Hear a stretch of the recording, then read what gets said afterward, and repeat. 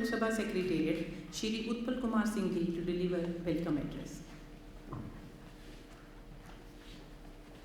Honorable Speaker Lok Sabha Shri Om Birla ji, Officer Trainees of the Indian Foreign Service and the Royal Bhutan Foreign Service, faculty from the Sushma Swaraj Institute of Foreign Training, Additional Secretary Private Mr. Appreciation Singh and his team.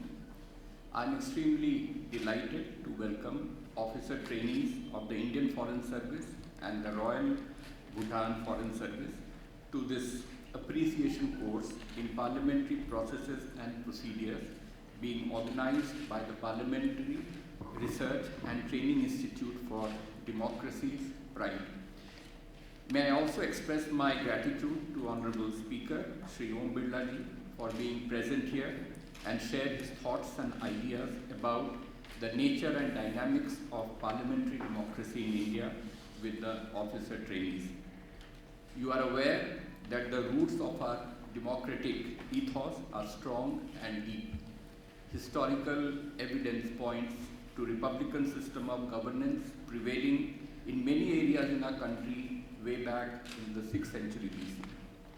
Despite the salience of monarchical and feudal order at the macro-political level, responsible and participatory political structures proved resilient at the community level in our village republics, so much so that the democratic ethos has become hardwired into our common psyche.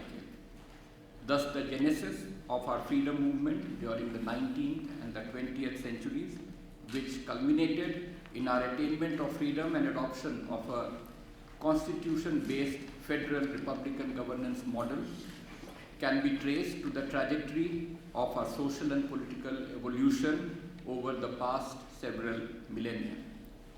Friends, our strong and ancient democratic moorings is the source of our steadfastness in upholding democratic principles and values, evident in the unshakable faith in the Constitution, in conduct of fair and timely elections, seamless transfer of power after each election, the healthy balance between the three organs of the state, and the vibrancy of our federal polity.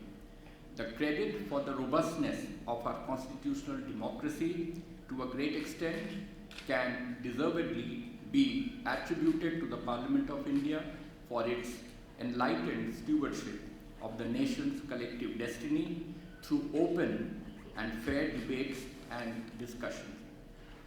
My young friends, as you embark upon this very exciting journey as career diplomats, representing the interests of your countries, it is critical that you imbibe a deep sense of our democratic ethos and an understanding of the fundamental organs of our democratic setup and what can be a more pivotal than the Parliament. This will bolster your confidence and self-esteem as you negotiate the labyrinths of diplomacy in the international arena. My firm belief is that exposure to the Parliament of India will be extremely valuable, something that you will remember with fondness for a very long time. I can only wish that we had taken you to the Parliament galleries to witness the session which is currently under progress, but for the unavoidable COVID restriction. We can certainly plan a visit in the future. Friends, in the course of the orientation program, Pride will try and sensitize you to various facets of business in Parliament through carefully selected topics such as Parliament in the Indian polity, parliamentary questions, legislative process in Parliament, parliamentary privileges, committee system in Parliament, etc.